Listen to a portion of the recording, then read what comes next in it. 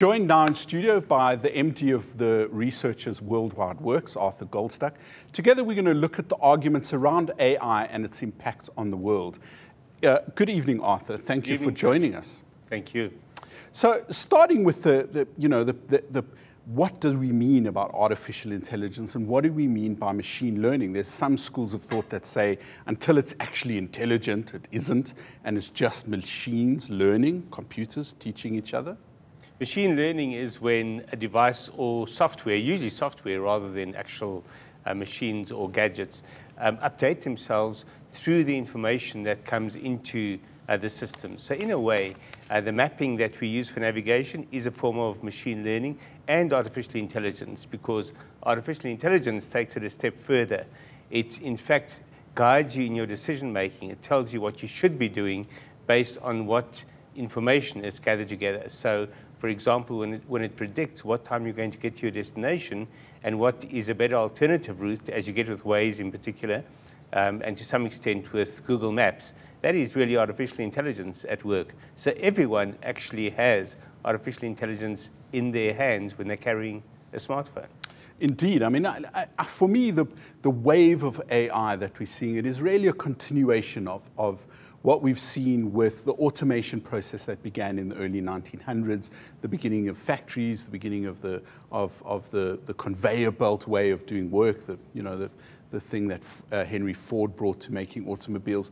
Last year, McKinsey's did a study that said some 800 million jobs are under threat, potentially across the world in 800 different professions in 46 different countries. This is a different division of McKinsey's to the one that helped out with Eskom, I'm quite sure. But this has got a lot of people panicking because also last year, Oxford did a report that said some 47% of American workers could lose their jobs to automation next year.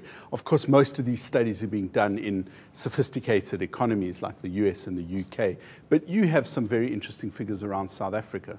Well, one of the problems with those numbers is that they're really fudging the books, fudging the research, because in reality, millions of jobs get lost all the time. And ever since the beginning of the Industrial Revolution, we've seen jobs being displaced by automation. So the production line, making cars on the assembly line, in fact, has been replacing workers by the millions over the decades. So what our research is showing is that in artificial intelligence in particular, 13% of South African enterprises are using some form of AI.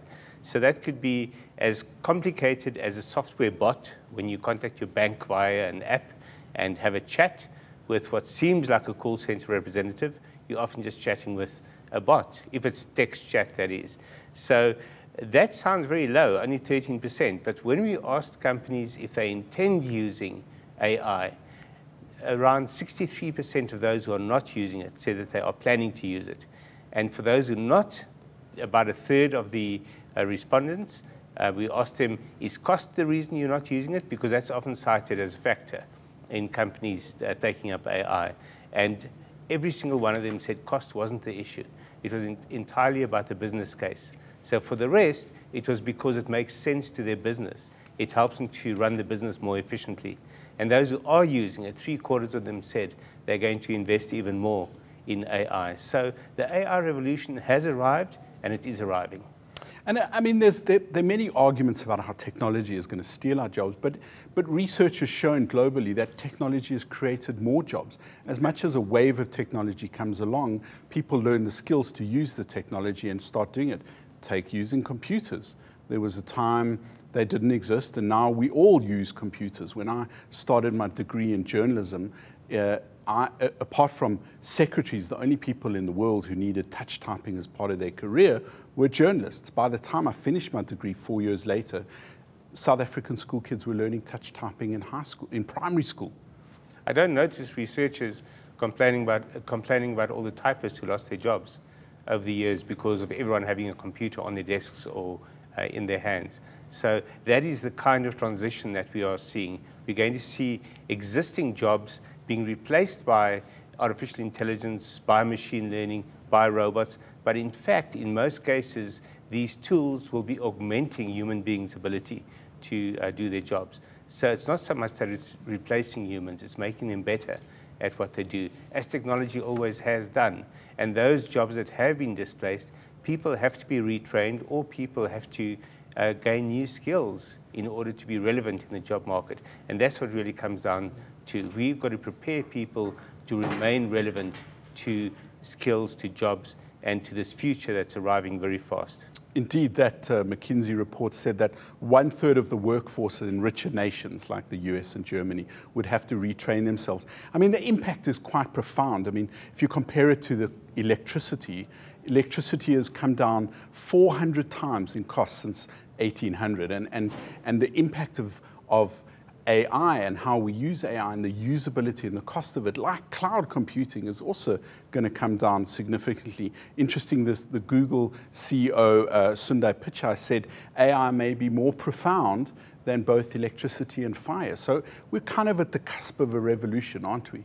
We are, but that revolution has already begun. When people say, in fact, I read today somewhere, someone said, we're on the precipice of the fourth industrial revolution, as if we're about to go over the edge and it's the end of civilization. In fact, we're already part of this new world. But there's a fascinating stat that you should be aware of. There is only around 4% unemployment in the United States. And that is not because Donald Trump is such an amazing leader of labor and industry. It's because so many Americans have been able to gain the skills through using computers and through learning the tools of technology that are now available, on the one hand, but on the other hand, being able to work from their own environment, create their own jobs, make employment for themselves. Indeed. Well, we will continue the conversation after the break. Remember to use the hashtag LHIO on social media. We'll see you in a moment.